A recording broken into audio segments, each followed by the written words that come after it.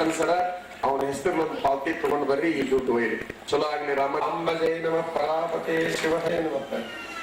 ಅಲ್ಲ ಈಗ ತುಂಬಾ ಕಷ್ಟ ಅಷ್ಟ ಅಡಿಕೆಯಲ್ಲಿ ಇರ್ಲಿ, ಅದ್ರ ಜೊತೆ ಯಾಲಕ್ಕಿ ಲವಂಗ ಬೆಲೆ ಸೊಪ್ಪು ಅಂತ ಇಂತ ಸೇರಿಸ್ರಿ. ಚಲೋ ಆಗಿದೆ ಹೇಳಿ. ನೀವು ದೇವಿಗೆ ಪ್ರಾರ್ಥನೆ ಮಾಡ್ಕೋಬೇಕು. ಈ ಉಡಿಯನ್ನ ದೈವ ಕೈ ಕೊಡ್ತಾ ಇದ್ದಂತ ಚಲೋ ಆಗಿದೆ. ಯಾರಾದ್ರೂ ಇಟ್ಕೊಳ್ಳಿ. ಫಿಸಿಕಲ್ ಇವರಿಗೆ ಸಿವು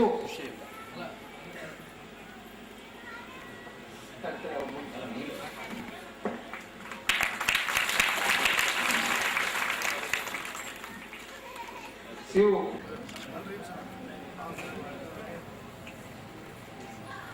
ಏನು ವಿಶೇಷ ನಂತರ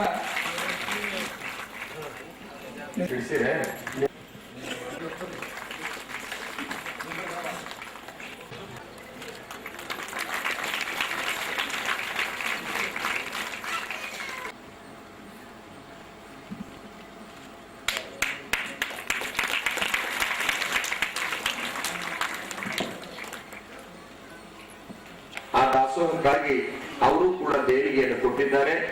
ನಿಮ್ಮ ಶ್ರೀಮತಿ ಅವರ ನಿಮ್ಮ ಶ್ರೀಮತಿ ಅವರು ಕರೀಲಿ. ಅವ್ರ ಗಂಟನಕ್ಕೂ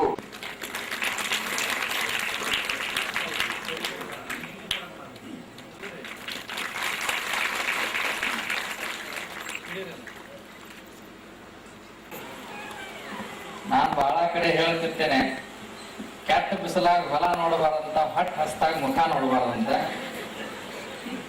ನೀವು ಮೊದಲು ಬಹಳ ಖುಷಿಯಿಂದ ಚಪ್ಪಾಳಿ ಹೊಡಿತಾ ಇದ್ರಿ. ಈಗ ಚಪ್ಪಾಳಿ ಶಬ್ದ ನಮ್ಗ ಕೇಳಲಾಗಿ ಅಷ್ಟು ನಿಧಾನ ಕೈ ತಟ್ಟಾಗಿದ್ದೀರಿ ಅಂತಂದ್ರೆ ಬಹುಶಃ ರೊಟ್ಟಿ ಕಡೆ ಬಹಳ ಗಮನ ಹರಿದಿರ್ಬೇಕು ಅಂತ. ಊಟ ದೇವಸ್ಥಾನ ಮಾಡಿರ್ಬೇಕನ್ರಿ ಇಲ್ಲಿ? ಐತಂತ ಬೇಕಾದತ್ತ ಆಗಲಿ. ಪರಮೇಶ್ವರ ದೇವಸ್ಥಾನದಲ್ಲಿ ಪ್ರಸಾದ ವ್ಯವಸ್ಥೆ ಇದೆ. ಇದು ಬಹಳ ಉತ್ತಮ ಕಾರ್ಯದಲ್ಲಿ ಭಾಗಿಗಳಾಗಿದ್ದೇವೆ. ನಾಳೆ ಮತ್ತೆ ನೀವು ಕಾರ್ಯಕ್ರಮದಲ್ಲಿ ಬರ್ತೀರಿ ಅಂತಂದ್ರೆ ಸಿಗೋದು ಬಹಳ ಅಪರೂಪ ಇದೆ. ಇಂತಹ ಒಂದು ಪವಿತ್ರ ಕಾರ್ಯ ಮತ್ತೆ ಮತ್ತೆ ಸಿಗುವಂತದ್ದು ಬಹಳ ಅಪರೂಪ. ಶ್ರೀಮಠದ ಲೋಕಾರ್ಪಣಾ ಕಾರ್ಯಕ್ರಮ ನಿಮಿತ್ತವಾಗಿ 111 ಹಳ್ಳಿಗಳ ಪಾದಯಾತ್ರೆ ನಡೆದಿದೆ. ಎಷ್ಟು ವಿಶೇಷ ಅಂತಂದ್ರೆ ಮಠದ ಉದ್ಘಾಟನೆ ಅಂತಂದ್ರೆ ಮಂತ್ರಿಗಳಿಂದ ಸ್ವಾಮಿಗಳಿಂದ ಮಾಡುವಂತಹ ಒಂದು ವ್ಯವಸ್ಥೆಯನ್ನ ನಾವೆಲ್ಲ ನೋಡಿದ್ದೇವೆ.